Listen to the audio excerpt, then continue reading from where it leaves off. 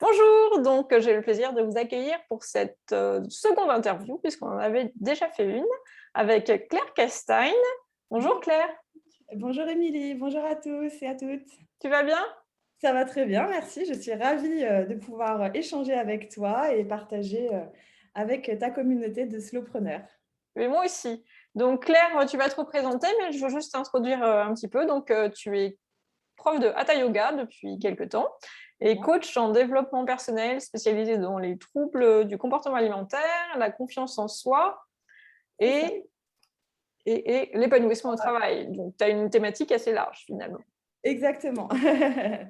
Bah, après, quand je me suis lancée, donc ça fait 1 an et demi, j'ai eu comme un déclic de me dire, parce que j'étais salariée dans la banque, on y reviendra, mais comme, un peu comme un appel, tu vois? Sans être trop mystique, c'est comme si tout ce que j'avais vécu dans ma vie, c'était des pièces d'un puzzle et que ça se goupillait ensemble et que là, boum, il faut que je sois coach en développement personnel et ça, c'était le premier pas et après, il y a eu le deuxième pas de me dire: «Mais qu'est-ce que ça va être, le sujet sur lequel je vais être le plus à même d'aider les autres?» Et j'ai hésité entre 3 thèmes. Le premier, c'était aider, les personnes qui souhaitent arrêter de fumer pour avoir moi-même fait il y a 10 ans, et avec une certaine facilité en changeant mon état d'esprit. Donc j'avais pensé à ça, j'avais pensé à quelque chose autour du sport et de l'activité physique, parce que j'ai toujours été très sportive et ça m'a beaucoup apporté en termes de confiance en soi. Et aussi, j'ai couru un marathon qui m'a donné des ailes parce que je l'ai fini alors que j'étais en surpoids à près de 80 kilos. J'ai réussi à courir tout du long sans m'arrêter pendant Bah, 5 heures sur félicitations! 4. Merci. Et du coup, ça a été un déclic de me dire, même si on doute, on peut quand même le faire et tout est possible du moment qu'on s'en donne les moyens et qu'on travaille pour. Donc il y avait ce thème du sport qui me tenait aussi beaucoup à cœur et le troisième thème, mais qui était encore, un sujet sensible à l'époque parce que ça m'a toujours beaucoup touchée, c'est celui des troubles du comportement alimentaire. D'accord. Pour ceux qui Donc, connaissent donc pas. tu étais quand même dans une envie d'aider les gens à se transformer. Exactement. Alors que jusque-là, tu faisais quelque chose qui était complètement différent. Donc, tu parles des pièces du puzzle. C'est marrant parce que moi aussi, après coup, on s'en rend compte. On se dit, ah bon, finalement, tout ce qui s'est passé jusque-là avait peut-être pas forcément de sens. Mais maintenant qu'on remet les morceaux bout à bout, on peut avoir fait un grand écart puisque tu étais dans le monde de la banque, c'est ça? Exactement.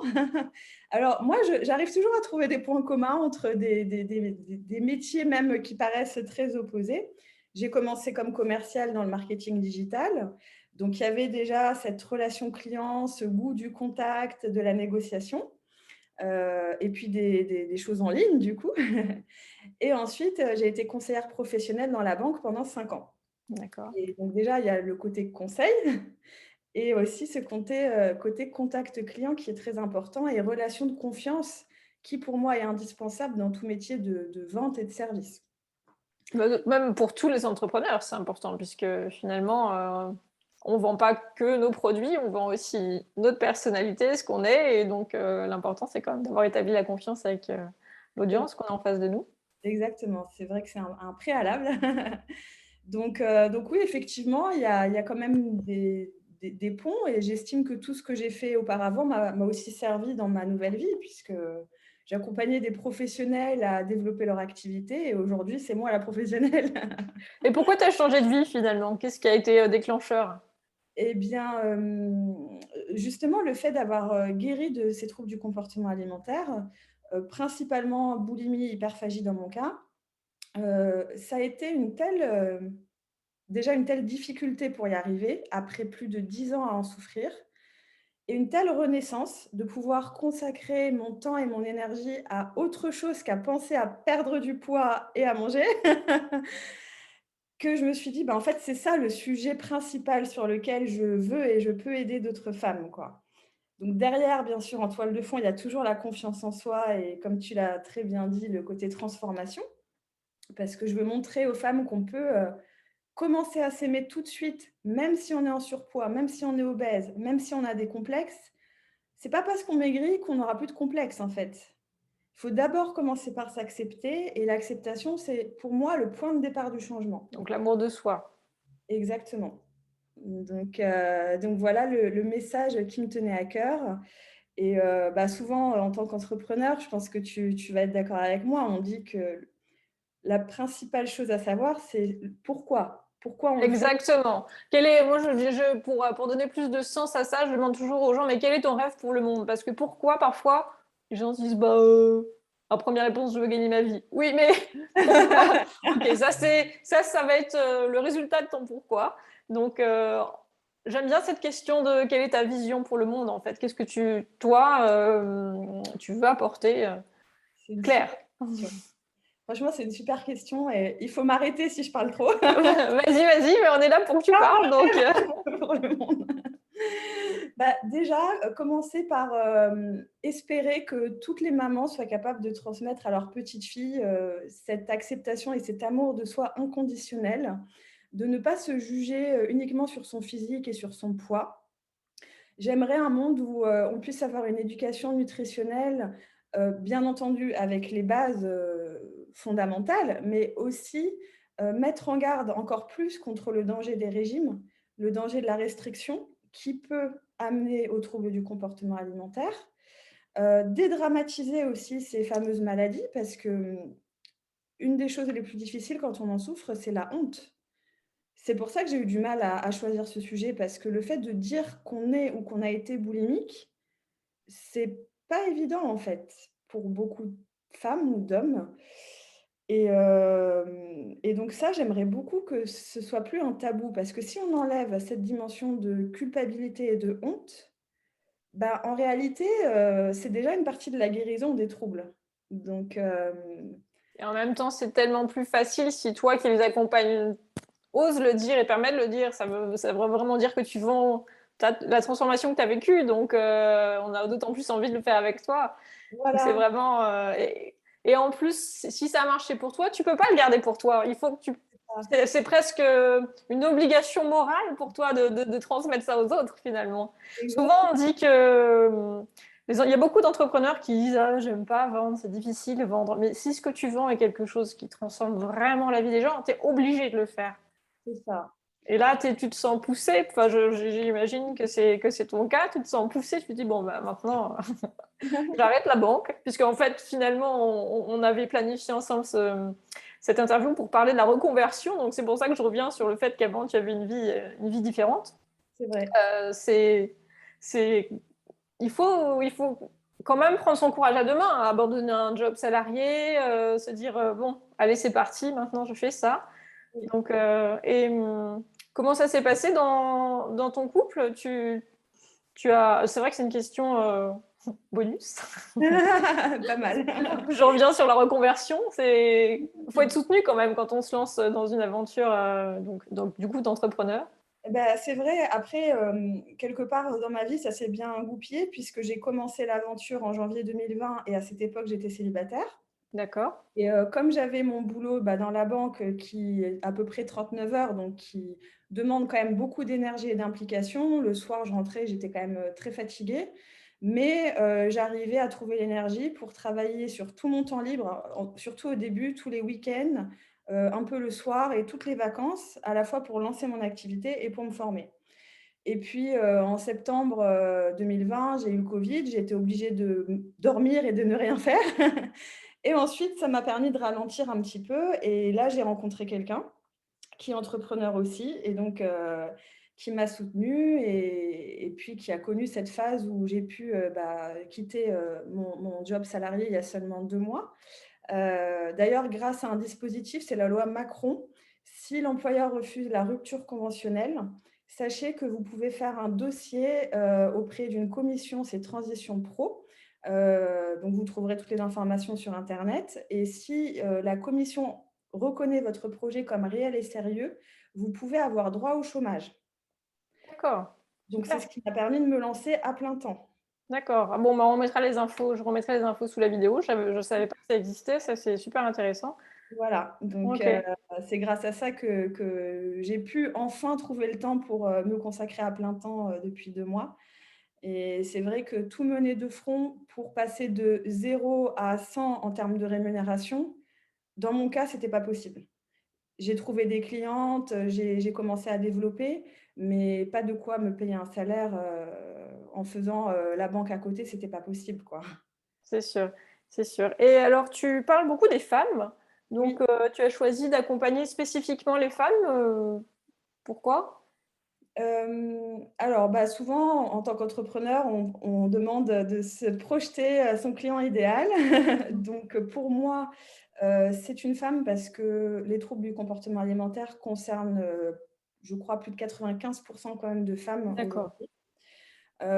Après bien sûr que si un homme, vit ce type de problème ou même dans le cadre de par exemple, une reconversion professionnelle, je peux aussi l'accompagner.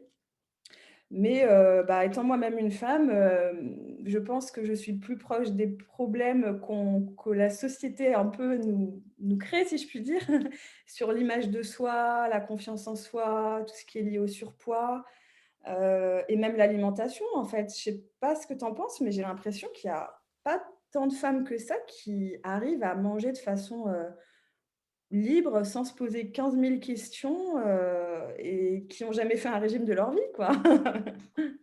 Probablement vrai, je sais pas, j'ai pas c'est vrai que j'ai pas trop l'expérience, de ça autour de moi.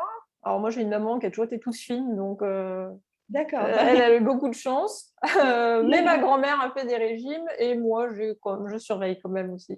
Donc, mais bon, j'ai jamais vraiment fait de régime. Ah si, si, une fois, j'ai fait, quand j'étais étudiante, le fameux régime de la soupe à l'oignon. Je me rappelle, je vivais dans 20 mètres carrés.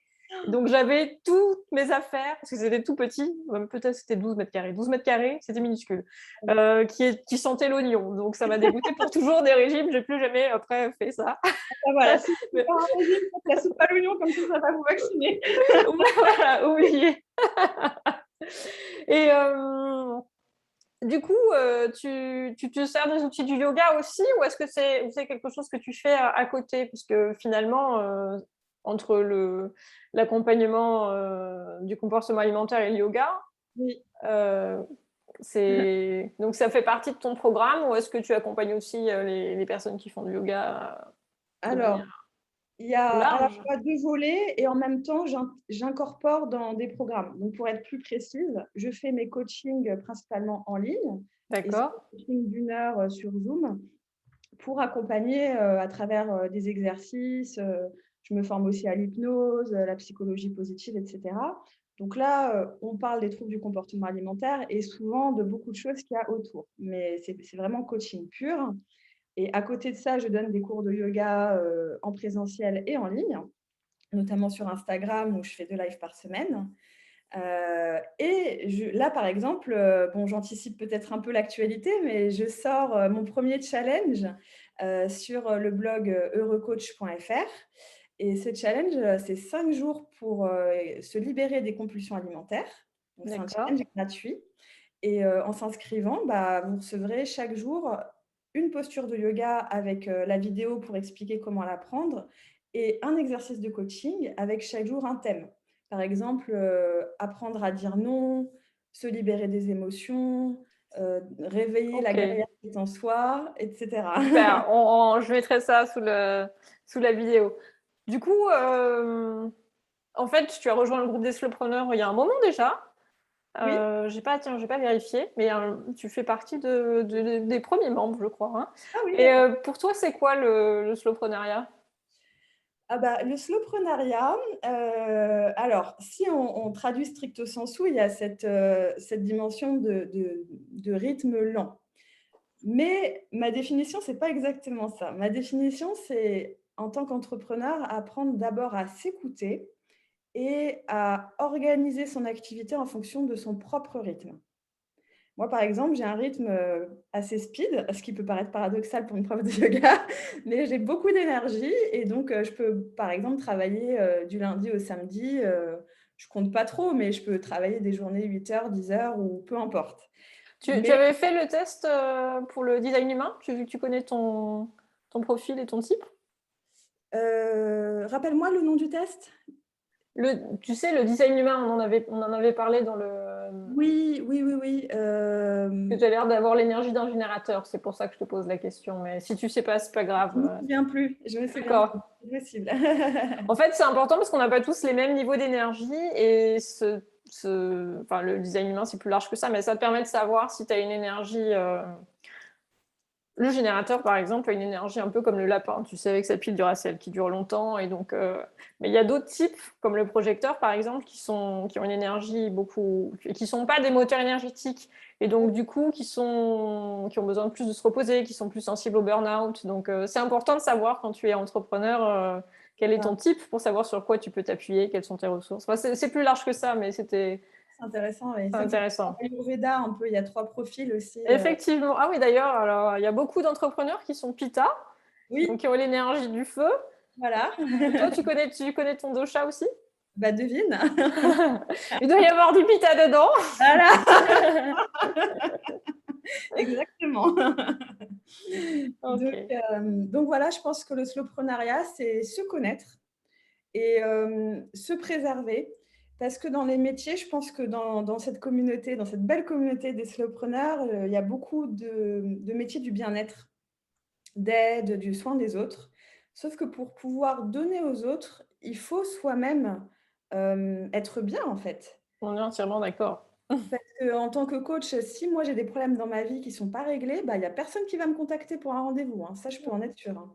Donc en fait, c'est pas une perte de temps que de faire une sieste, que de passer du temps en famille ou même, juste ne rien faire et c'est souvent là, je ne sais pas si tu as ça aussi, mais que viennent les meilleures idées, la créativité, Exactement. Moi, j'ai plus besoin d'aller faire des choses avec mes mains parce que j'ai un métier qui est donc très yang, très lié à le yang dans la tête avec les écrans et mes mains servent pas beaucoup. Enfin, pas le clavier, c'est pas utiliser ses mains pour moi. Donc, j'ai besoin d'avoir de la créativité. Je regarde par là parce qu'il y a la fenêtre qui donne sur le jardin. Tu la vois pas, mais j'ai besoin d'être dehors et de faire des choses dans la terre ou de la céramique ou des choses avec un crayon. Enfin, tu vois, pour d'accord. vraiment compenser. Et c'est vrai que dans ces moments-là, effectivement, des idées viennent aussi, ou juste en marchant dans la nature.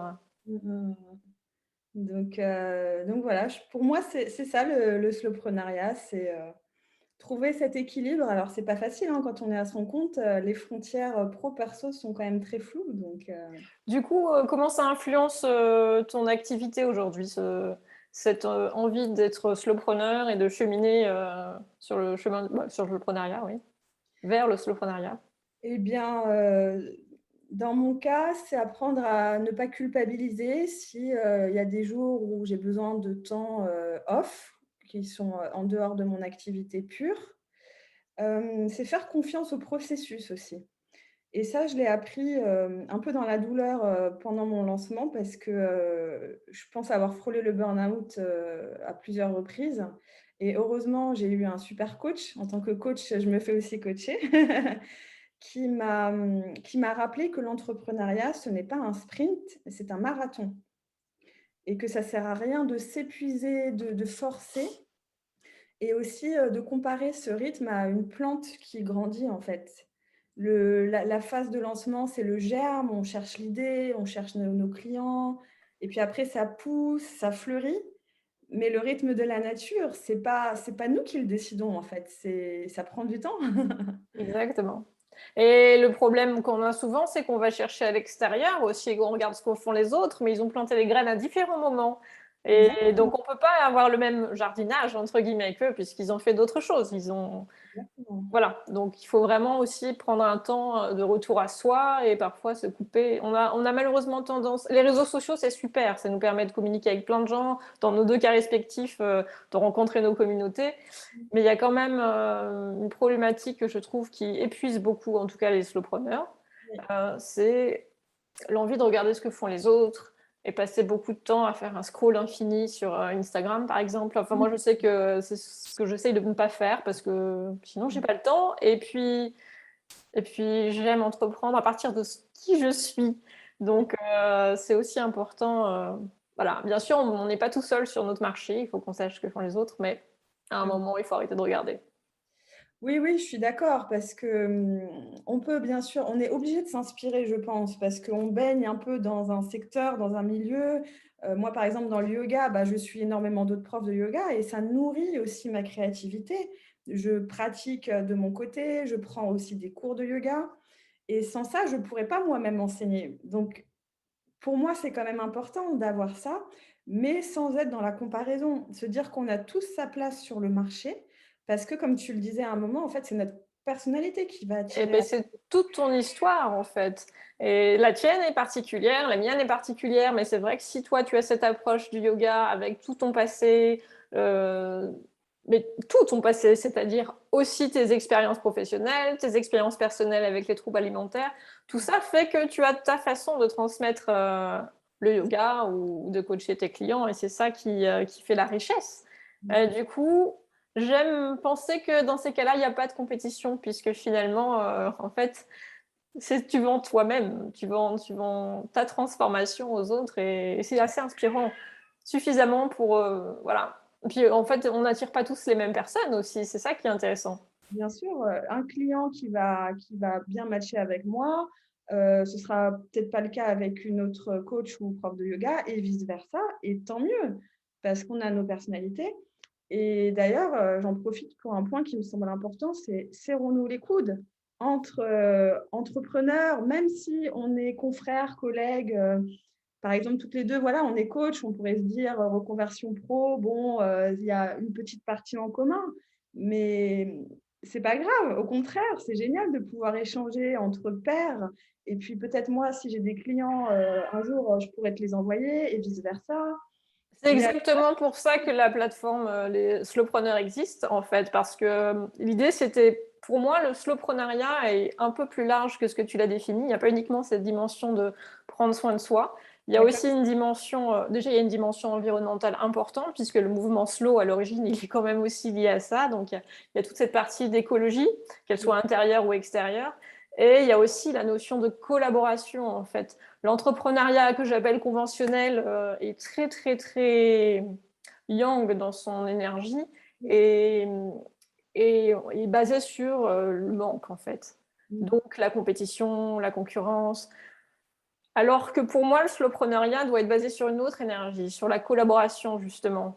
Et en fonctionnant comme dans un écosystème ensemble, avec chacun nos particularités, on va beaucoup plus loin. C'est comme dans l'agriculture. Je ne sais pas si tu as lu le bouquin L'entrepreneur durable qui compare l'entrepreneuriat à la permaculture. C'est vrai que ça, c'est tout à fait logique. Moi, j'aime employer plutôt la notion de biodynamie parce que j'aime me rapprocher des cycles de la Lune et on en parle souvent dans l'entrepreneuriat. Mais la notion de permaculture est quand même assez proche et c'est vrai que fonctionner en écosystème, en fait, on veut tous aller dans une direction proche. C'est un bien-être de la personne et on a chacun notre méthode de le faire. Donc, je suis tout à fait d'accord avec toi. Et, il faut qu'on se serre les coudes et surtout quand on a une vision du monde partagée comme ça. C'est voilà. Donc c'est l'objectif de cette plateforme. C'est pour ça que j'aime faire ces interviews croisées. Euh, voilà. Et je vais mettre en place des ateliers bientôt. Donc ça va être aussi l'occasion de partager des choses encore avec d'autres entrepreneurs. Donc j'ai hâte que ça soit en ligne. Ce sera à la rentrée ça. super. Du coup, est-ce que tu peux nous parler d'une habitude ou d'une façon de travailler que tu as mis en place depuis que tu t'inscris dans cette démarche de soloprenariat? Oui, alors déjà, j'aime bien mettre mon réveil le matin pour commencer tôt parce que je sais que je suis plus efficace le matin. Et je me fixe 3 grosses tâches, les grosses pierres de la journée maximum par jour. Mhm. Ça n'empêche pas d'en faire plus, mais des plus petites actions. Et pourquoi 3? Parce qu'au-delà, ça va être difficile de tout faire en une journée et on va finir sur une sensation de frustration. Donc, j'aime bien prioriser, savoir où je vais chaque jour, chaque semaine, chaque trimestre. Et puis comme ça, en fin de journée, bah, je peux rayer sur ma liste ce que j'ai accompli. Je sais que j'ai fait ce que je voulais. Et puis, je peux me détendre de manière plus sereine et voilà et commencer au moment où j'ai le plus d'énergie avec les choses les plus, bah, gourmandes en énergie justement, c'est ma manière à moi d'être plus efficace. Après pour quelqu'un d'autre, ça peut être peut-être l'après-midi, mais moi je sais que c'est le matin et en fin de journée donc j'essaie d'adapter, mon emploi du temps à ce rythme Et ça tombe bien parce que ça colle aussi à peu près avec les disponibilités des clients pour les cours le soir, par exemple, ou le matin. Donc, voilà. D'accord. Et comment tu choisis ces trois grosses pierres du coup? Alors, pour ceux qui ne connaissent pas la référence, en fait, tu parles de la jarre avec les grosses pierres à remplir Ah, avant de mettre les petits cailloux et le grain de sable. Parce que exactement. si tu mets le sable d'abord, qui font référence aux tâches les moins importantes, on va dire, tu peux plus mettre tes gros cailloux qui sont des tâches les plus importantes à la fin. Donc, comment tu arrives à les choisir? Parce que, Alors moi, ce qui m'aide, c'est de faire des plans chaque trimestre. Donc, d'accord, ça peut être, on parlait de la lune, j'aime bien utiliser aussi la lune pour, bon, là, pour le coup, c'est tous les 15 jours, pleine et nouvelle lune, mais choisir, pourquoi pas, une pleine lune pour faire un plan du trimestre qui arrive. Et puis là, je vais faire un bilan des 3 mois passés avec des données factuelles, hein, des chiffres, savoir quelle est ma priorité pour le prochain trimestre. Par exemple, dans mon cas, j'ai une liste email et ça va être développer ma liste email pour pouvoir lancer mon premier programme en ligne. Et du coup, qu'est-ce que je vais faire? Quelles sont les sous-tâches, les petites actions que je vais devoir mener pour ma liste email? Donc, par exemple, ça va être produire au moins un article par semaine sur le blog, continuer à donner des cours en live sur Instagram, etc., etc. Donc, voilà, c'est choisir sa stratégie. Ensuite, découper en petits morceaux les actions et ça aide, je trouve, à garder en ligne de mire ce pourquoi on travaille et à moins s'éparpiller parce que au final, on a toujours 15 milliards de choses à faire, mais se poser la question, est-ce que là, cette action qui me semble importante, est-ce que ça va vraiment m'aider à X, Y? on est d'accord. Alors, moi, j'ai un coach qui m'a transmis une théorie qui est super, c'est la théorie des dominos. Donc, en fait, c'est quelle est l'action que je peux faire aujourd'hui qui va rendre toutes les autres actions non nécessaires ou plus faciles à faire. D'accord. Donc ça, c'est aussi un truc que j'aime beaucoup utiliser pour prioriser mes actions parce que tu te dis, ah, si je fais ça, Mmh. peut-être tout le reste, j'ai pas besoin de le faire ou alors ce sera plus facile. Donc c'est aussi quelque chose que peut-être que je t'invite à tester parce que Très ça bonne idée. fonctionne pas bien, plutôt bien même. D'accord. Euh, alors, on a parlé de tes habitudes. On va parler peut-être des choses un peu plus compliquées ou mieux. Ma question suivante, c'était quelles étaient les difficultés ou les joies que tu avais les deux en fait. Mais on Oui. peut commencer par les difficultés si tu veux, puis finir par les joies, c'est plus positif, que tu as rencontrées en lançant ton entreprise. Mmh, bien sûr. Alors, je l'ai évoqué rapidement, mais ça a été principalement 2 choses. Ça a été l'impatience à trouver mes premiers clients et à savoir le thème sur lequel j'allais pouvoir me nicher. Donc ça a été vraiment très difficile et ça m'a créé beaucoup d'angoisse.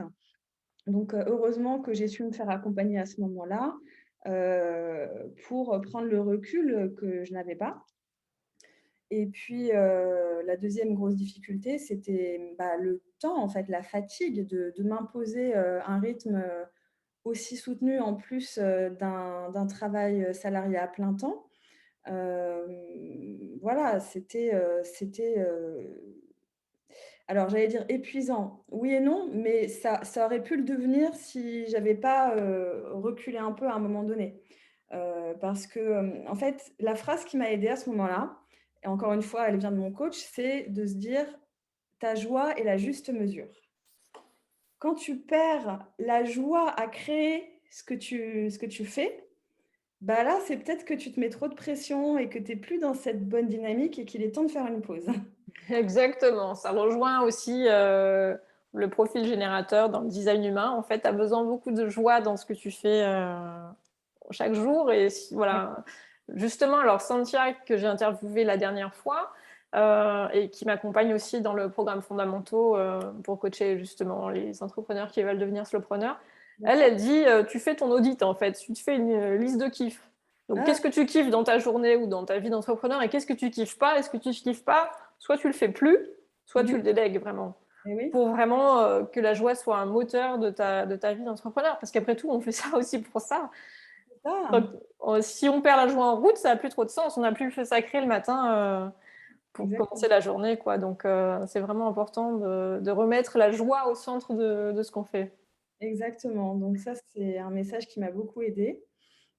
Et après, pour les joies justement, le jour où j'ai pu commencer vraiment les coachings et puis voir, la transformation s'amorcer et se développer chez mes clientes, parfois, c'est carrément un déclic, quoi, à l'occasion d'une question, puisque j'écoute beaucoup et j'essaie de poser, quelques questions parce que en fait, la solution vient de la personne, elle vient pas de moi.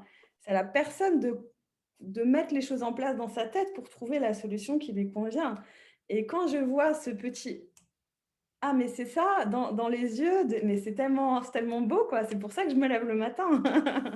Super. Voilà et puis pareil pour le yoga, à la fin d'un cours, voir, tous ces visages détendus et souriants, bah, c'est juste un bonheur, quoi.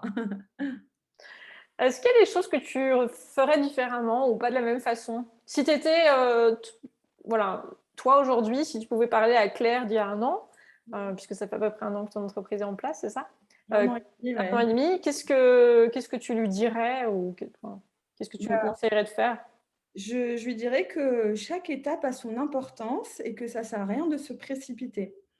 J'ai une, amie entrepreneur, je la considère un peu comme mon mentor parce qu'elle me dit, bah, en fait, ce qui est bien au début, c'est que tu es dans la phase de création de tes services, tes produits et puis tu mets tous tes systèmes en place et tout ça, ça demande énormément de temps, hein, il faut tout apprendre.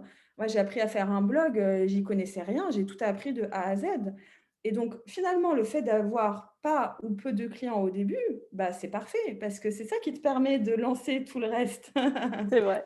Donc chaque étape a son importance et ça sert à rien de se précipiter.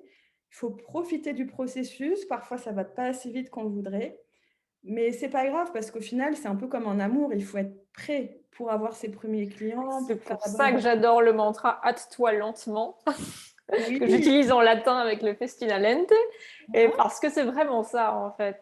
ouais, c'est On très beau. doit avancer parce qu'on a quelque chose de tellement important à porter au monde, mais il faut le faire au juste rythme. Comme tu dis, chaque étape a son importance et doit être vécue vraiment pour ce qu'elle est, puisqu'elle permet tout le déroulé. C'est ça et puis à chaque étape, son lot de joie et de difficultés aussi, donc C'est sûr. Et qu'est-ce que tu conseillerais, toi, aujourd'hui, Claire, à un entrepreneur ou un salarié qui souhaite passer en mode slowpreneur?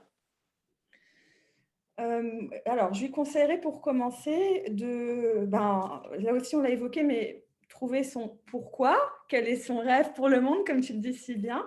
Et moi, j'utilise beaucoup aussi la notion d'ikigai, hein, qui commence à être assez connue. Qu'est-ce qu'on aime faire? Quels sont nos talents et de quoi le monde a besoin? Et ce qu'il y a au centre, c'est notre mission, notre chemin de vie. Et il y a, un TED Talk que je peux recommander, je t'enverrai le lien si tu veux pour le mettre en bas, de Victoria Labalme, c'est Whisk Forward, donc c'est en anglais mais c'est sous-titré. En fait, elle explique tellement bien que, il y a ce petit basculement vers l'avant, mais que ça suffit et qu'on ne peut pas avancer, plus vite que la musique. C'est-à-dire qu'elle, elle savait pas, ce qu'elle allait faire dans 3 ans, dans 5 ans. Elle savait juste qu'elle aimait faire du mime et jouer et c'est ce qu'elle a fait et de fil en aiguille, en faisant du mime, ben, elle a fait un pas en avant et ça lui a montré d'autres chemins sur les côtés et c'est comme ça qu'on avance, en fait. Donc ça, c'est déjà deux choses que je pourrais conseiller et aussi, j'aime beaucoup, la méditation. Je pense que c'est important pour se reconnecter à son moteur, son énergie et Ah, je suis 100% d'accord, parce que je pratique aussi régulièrement, donc c'est vraiment...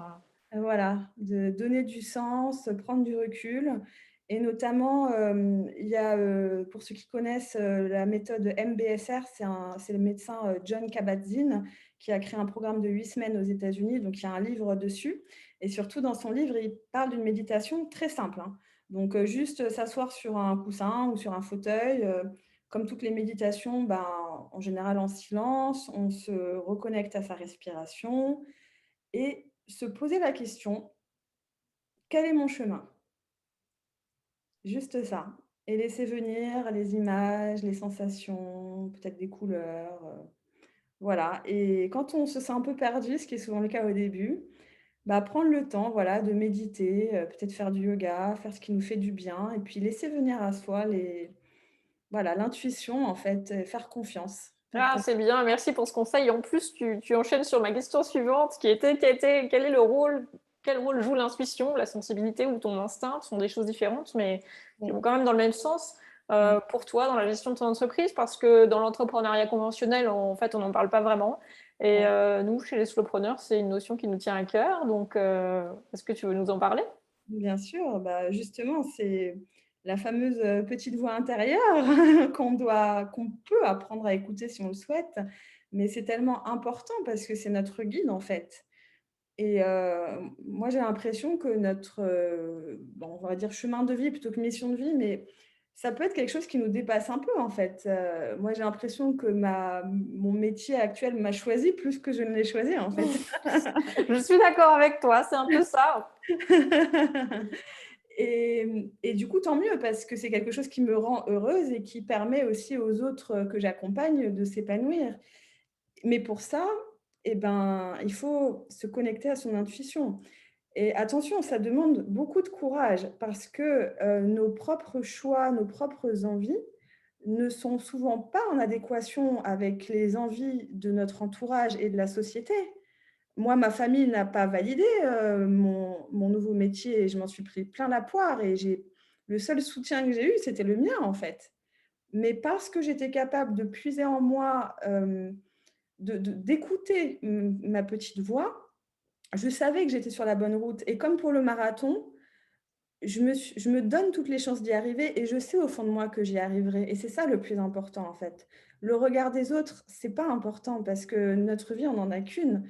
Donc voilà, il faut être prêt, ça demande du temps, hein, à être prêt à parfois à se couper de certaines relations ou en tout cas d'accepter que tout le monde ne valide pas, notre, décision. Mais on trouve tellement de bonheur une fois qu'on se lance que ça vaut le coup d'essayer. Merci pour, ce partage. Donc, je vais mettre en bas de la vidéo les liens dont on a parlé, les liens vers, ton site également et tes réseaux. Est-ce que tu veux dire un dernier mot, à ceux qui vont écouter cette vidéo?